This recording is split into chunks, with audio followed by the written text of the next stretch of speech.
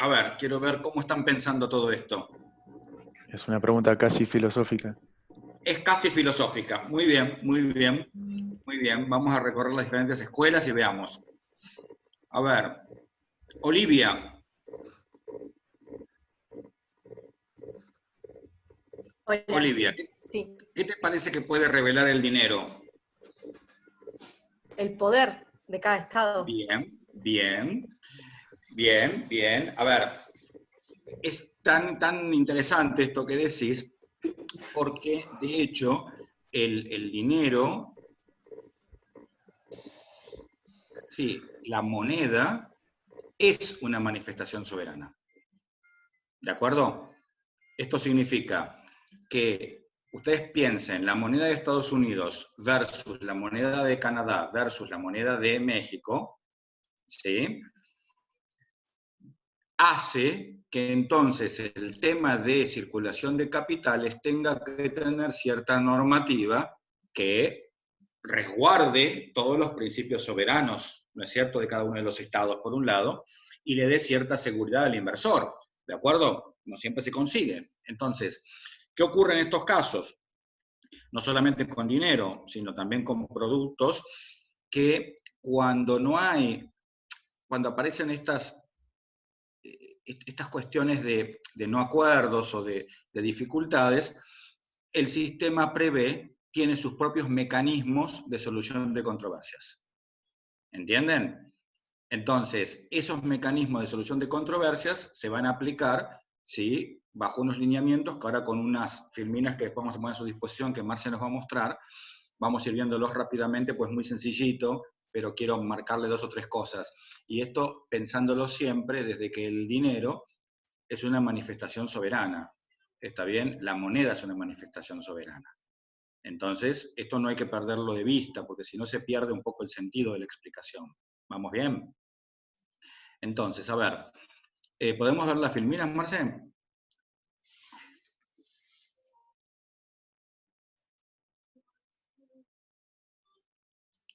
Ahí está. Ahí la primera, más o menos pasala, pues ya la hablamos. Vamos a la segunda, ahí tenemos las fechas, todo, ¿sí? La conformación del acuerdo, también la vamos a pasar. Vamos a la tercera. Bueno, esto es un poco todo lo que hablamos. Después ustedes pueden leerlo con más tranquilidad, lo van a tener subido al campus y lo vamos a mandar al grupo también de WhatsApp. Bien, sigamos a la siguiente. ¿Sí? Protección para la inversión extranjera. Ahí también van a ver que estos son los fines y propósitos que el NAFTA se propone, ¿no? El NAFTA es un sistema de integración, por más débil que sea, lo es. Bien, sigamos hasta que lleguemos a los mecanismos de solución de controversias. Entonces, acabamos. Muy bien, dejémoslo ahí un cachito.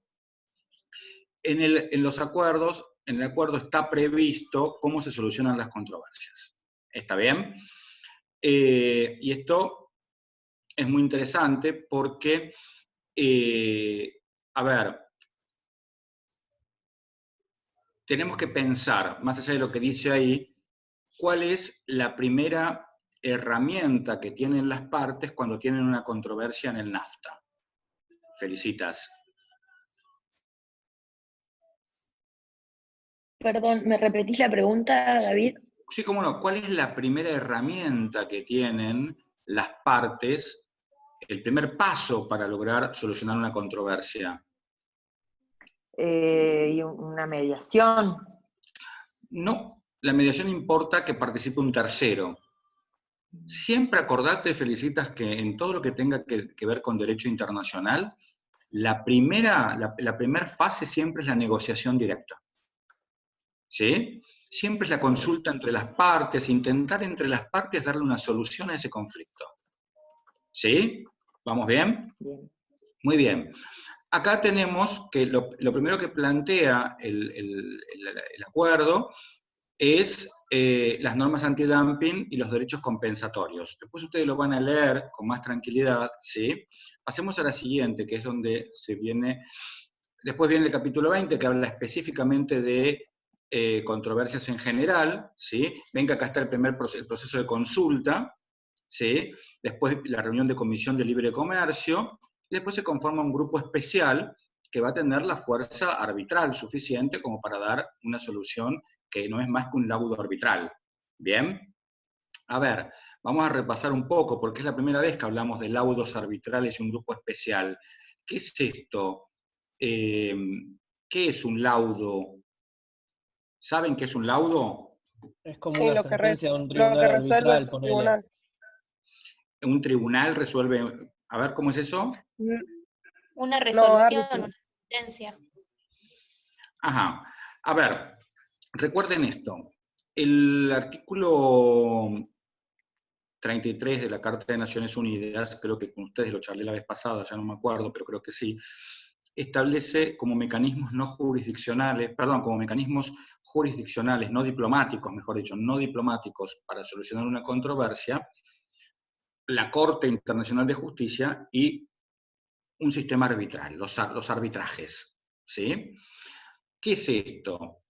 El arbitraje es un mecanismo cuasi jurisdiccional, porque no es una corte, ¿sí?, a quien se somete una determinada cuestión para que la resuelva, y este órgano, compuesto en forma por un solo miembro, por 3, por 5, va a depender del sistema, ¿sí?, va a emitir un laudo.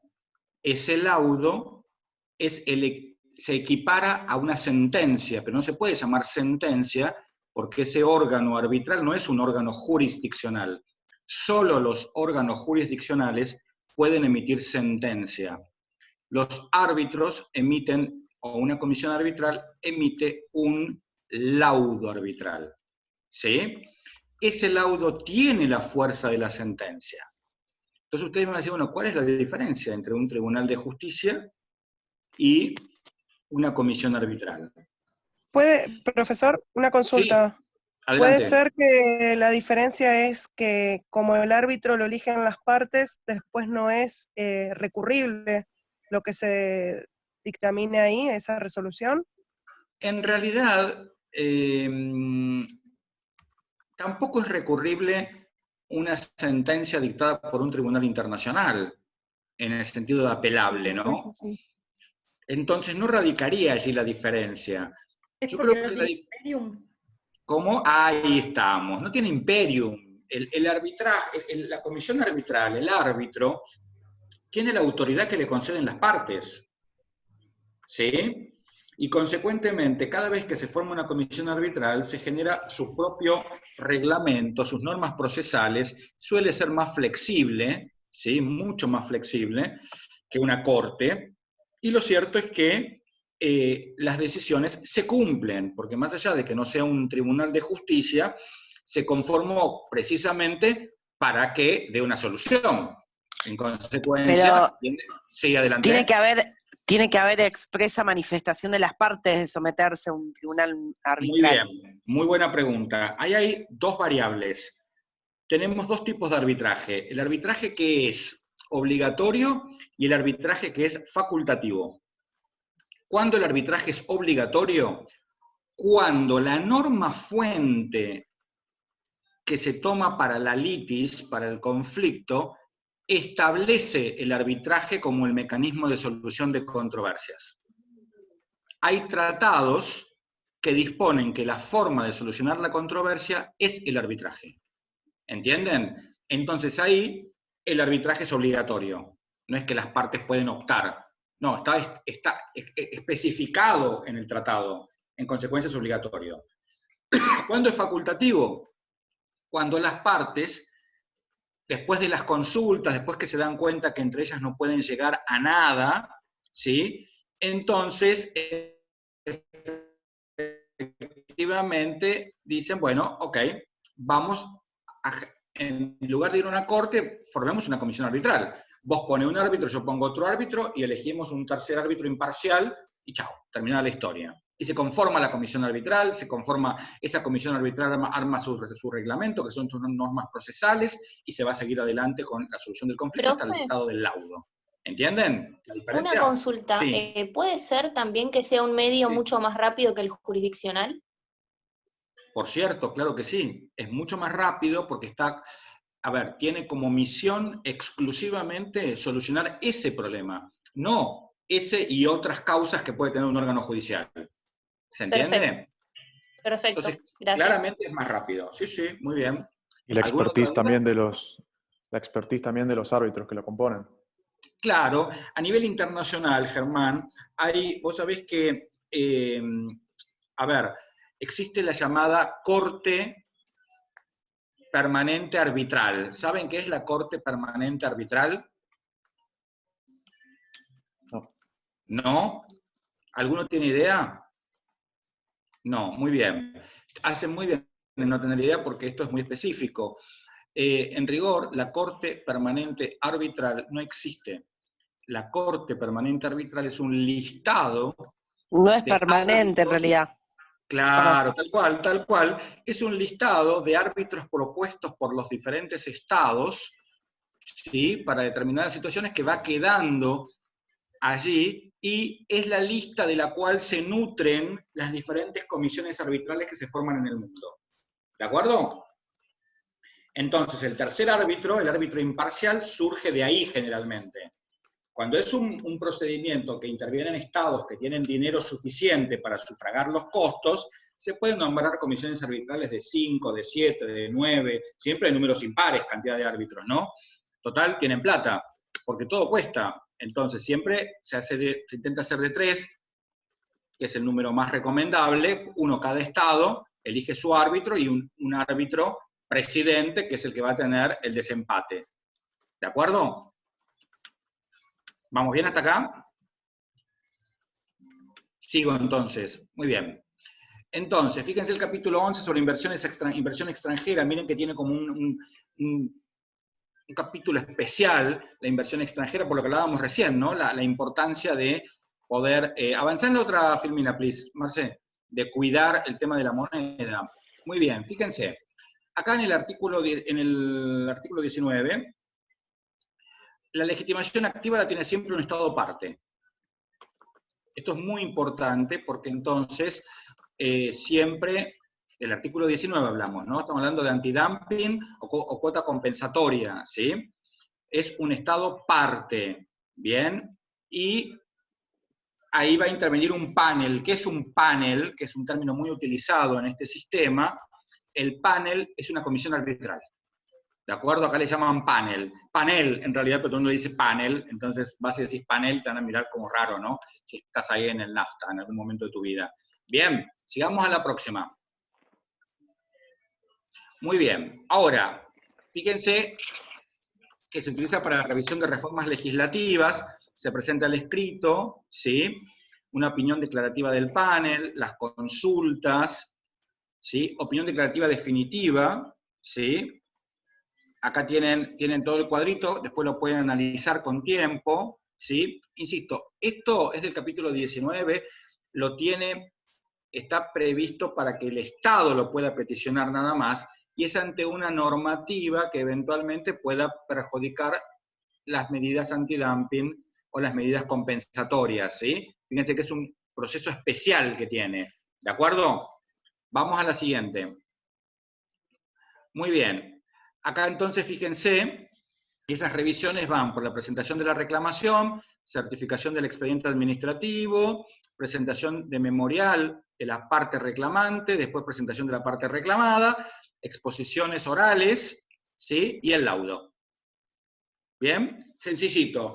Este reglamento, esta norma procesal está dentro del tratado. En consecuencia, el panel ahí no tiene que andar dando normas procesales. ¿Entienden? Sigamos con la siguiente. Entonces acá tenemos las controversias del artículo 20, ¿sí? Que tienen que ver con la medida o norma que pudiese afectar el funcionamiento del NAFTA. TLCAN es las siglas en castellano, ¿sí? Tratado de Libre Comercio de América del Norte. Acá está el procedimiento, consultas entre las partes, eso fracasa, van a la comisión, ahí Felicitas creo que había hablado de la mediación. Acá aparece la mediación como una segunda instancia, ya sea, digamos, la conciliación, la mediación, los buenos oficios, que son mecanismos diplomáticos para solucionar las controversias. ¿No se soluciona? Panel arbitral de 5 árbitros. ¿Sí? Entonces, fíjense que todo termina en el arbitraje hasta ahora. ¿Vamos bien? Comienza por las comunicaciones directas entre las partes y finaliza en el arbitraje. Muy bien. Ok, pasemos a la siguiente filmina, Marcel, por favor. Muy bien. Entonces, acá, cuando hablamos del artículo 11, que tiene que ver con las inversiones, ¿sí? Fíjense que acá aparecen para las inversiones nada más la legitimación a los particulares. Tienen que ser inversionistas particulares o inversiones del Estado. Se les abre este procedimiento. Es el único caso en que el individuo inversionista puede participar del procedimiento internacional dentro del NAFTA. ¿Sí? Y fíjense que las consultas o negociaciones siempre son más cortas, porque si es un individuo, es un particular, no va a negociar con un Estado, no va a negociar con... ¿De acuerdo? Entonces, se va directamente al arbitraje. ¿Sí? Se puede acudir al convenio del CIADI, a las reglas del CIADI, a las reglas del UNCITRAL. Son diferentes situaciones, pero todas válidas para este sistema.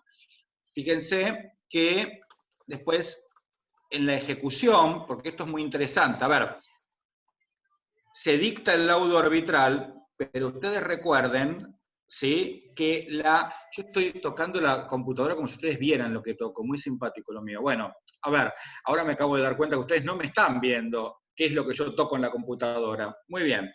Entonces, fíjense que dice la palabra arbitraje, claro, qué tonto, ¿no? Bueno, la palabra arbitraje, y después sale la palabra ejecución. Y esto es muy importante. ¿Por qué? Porque el arbitraje, que va a dar el laudo bajo las normas del CIADI, ¿sí? Perfecto, eso hasta ahí entendemos todo. Creo, ¿no? ¿Entendemos bien? ¿Hasta ahí? Sí. Bueno, ¿qué ocurre? ¿Qué pasa si no se cumple el arbitraje?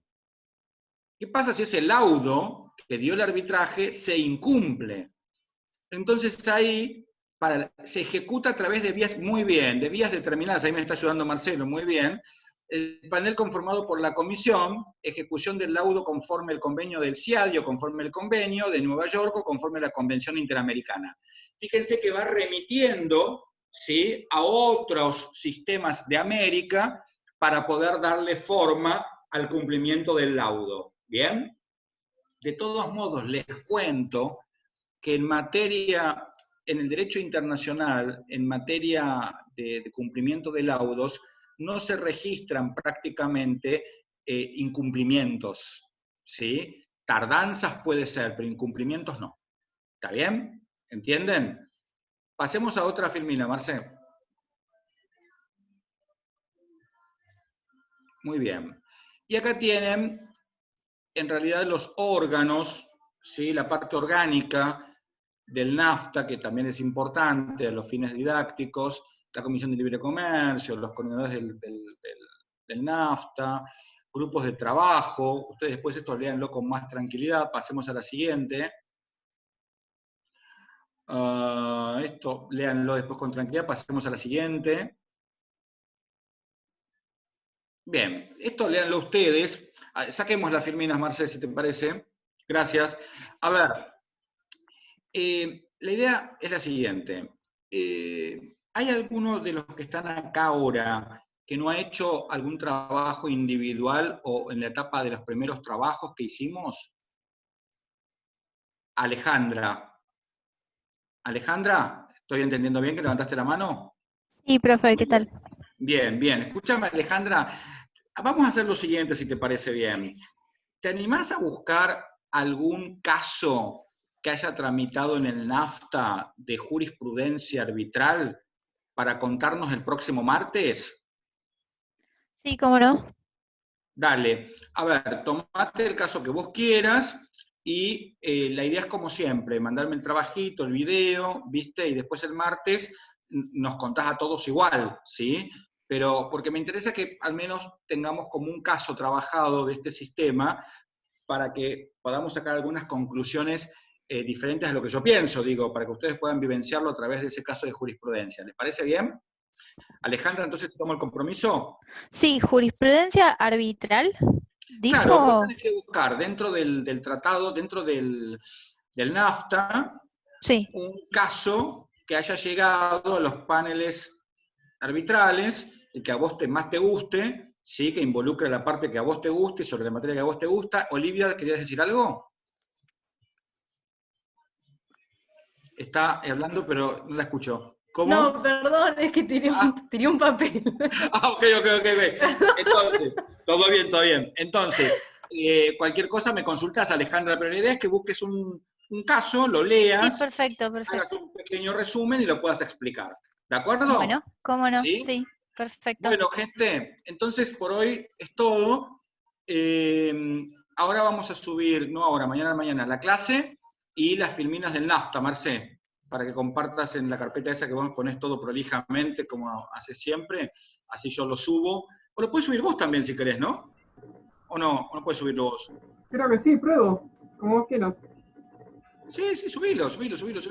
Yo porque los paso a mi cuenta de YouTube y los No, los armo videos ahí, subí los los videos, vos. pero bueno, después lo vemos. Los videos subí los vos y yo Está te subo bien, los y otros. vos subí el material. Dale. Dale, subí las filminas, así los chicos la tienen. Bueno, gente,